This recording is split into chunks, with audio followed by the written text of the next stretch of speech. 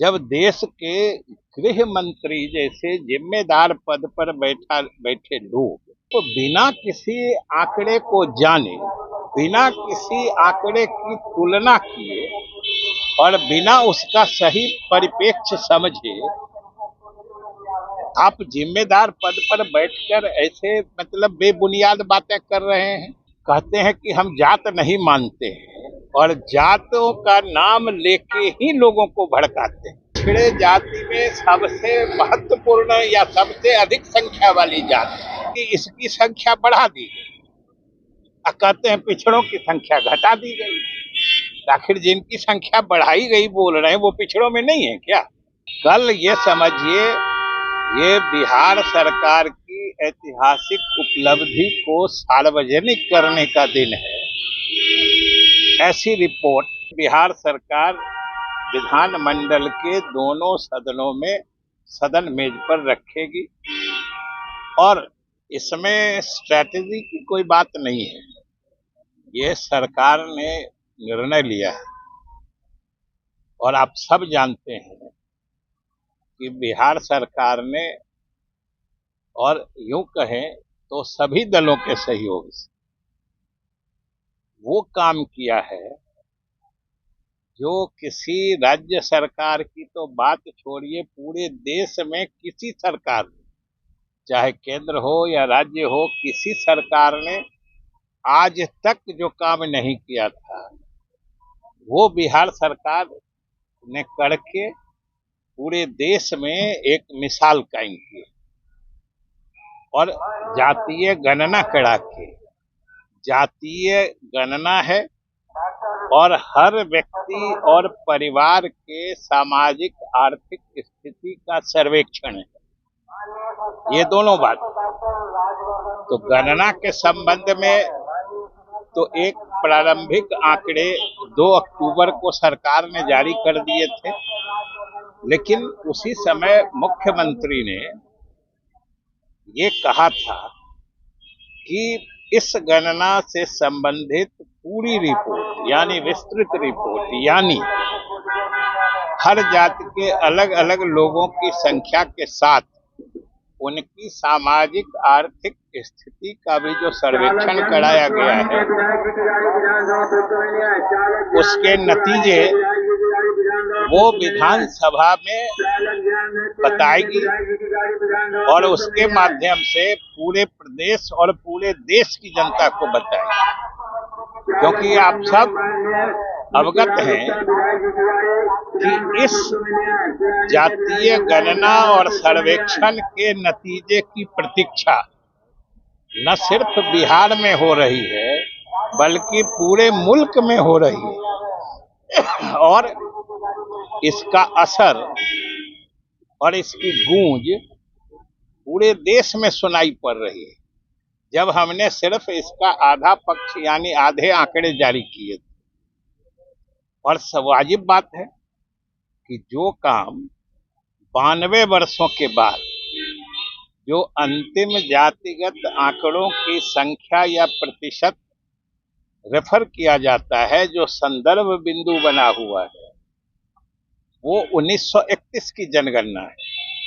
उसके बाद से कभी एक्सरसाइज नहीं हुआ और बिहार सरकार ने ये बीड़ा उठाया और बीड़ा उठाया सभी दलों के सहयोग से और आज बिहार सरकार ने इसको सफलतापूर्वक पूरा किया है और आज सभी प्रकार के आंकड़े उपलब्ध हो चुके हैं और पूरा विस्तृत प्रतिवेदन कल सदन पटल पर रखा जाएगा, जिसके माध्यम से इस प्रदेश से लेकर पूरे देश की जनता इसको जानेगी।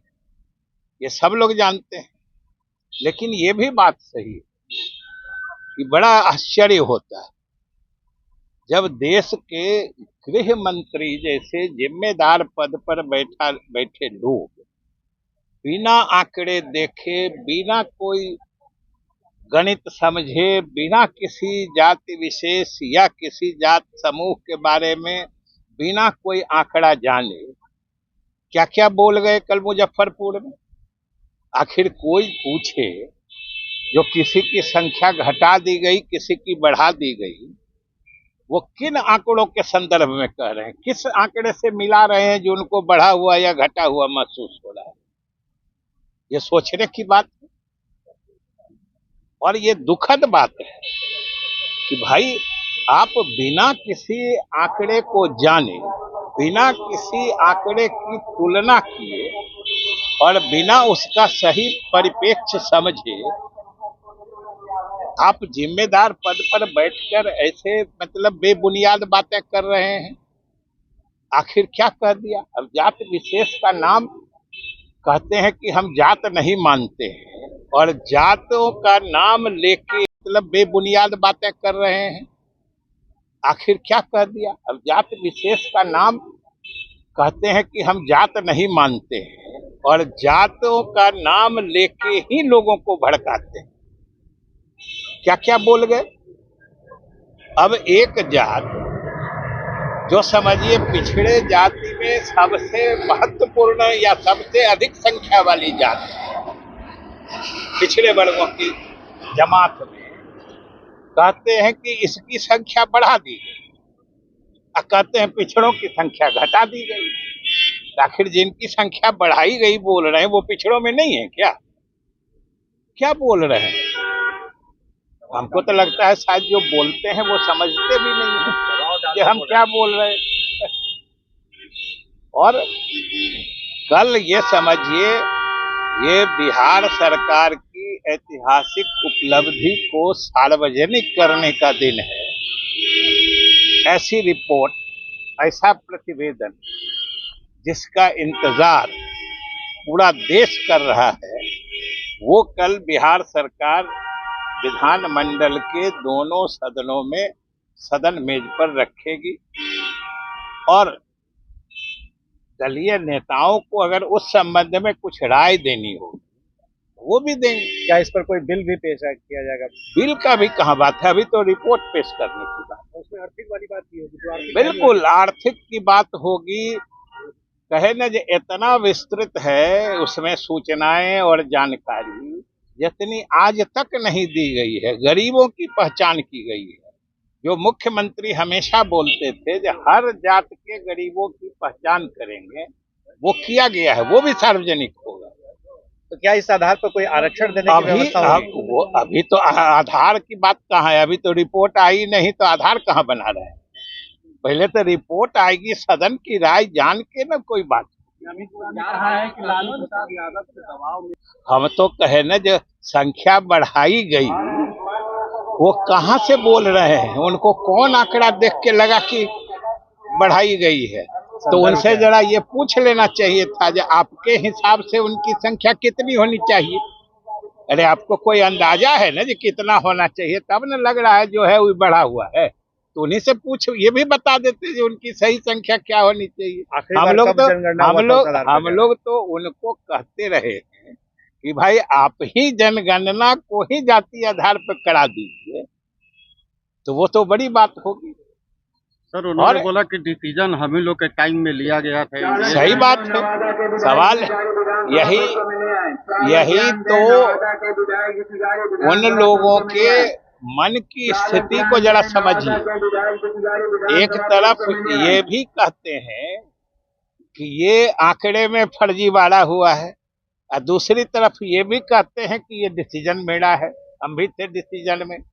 तो फर्जीवाड़ा कराने में वो थे कि नहीं वो भी पूछ लेते।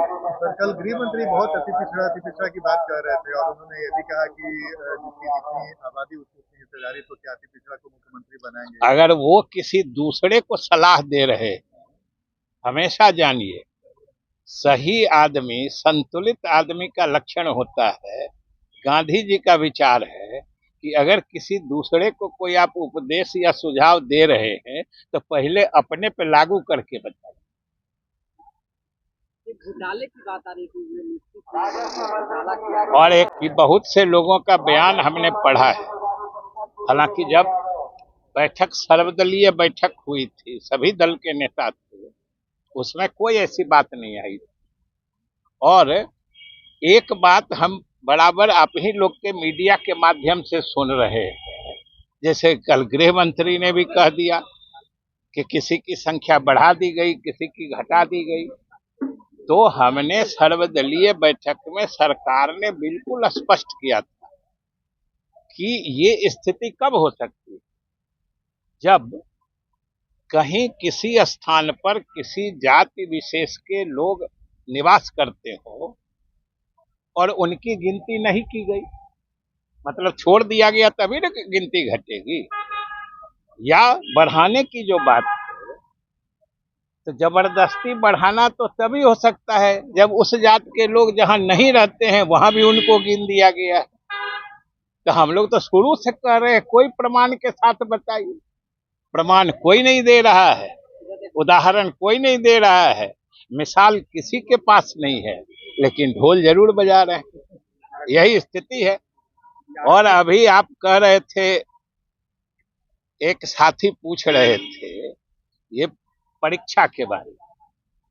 हमने तो कल गांधी, उस दिन 2 अक्टूबर को गांधी मैदान से कहा था, वही बात है जो अभी हमने कही जातीय गणना के आधार के बारे में, कि पूछ रहे हैं हम लोग, जो आप कह रहे हैं कि बीपीएससी परीक्षा में धांधली हुई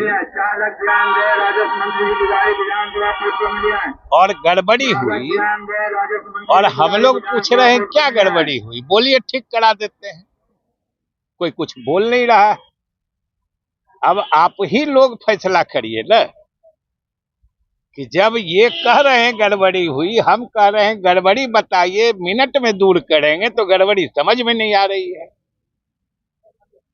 ये कहीं न कहीं से ये मानसिक बेचैनी को दर्शाता है। चाहे जातीय गणना की बात हो या 1.25 लाख नवयुवकों को शिक्षक बना के रोजगार देने की बात हो, इससे लगता है कि हमारे बिहार से लेके केंद्र सरकार तक के लोग मानसिक रूप से बेचैन हो गए,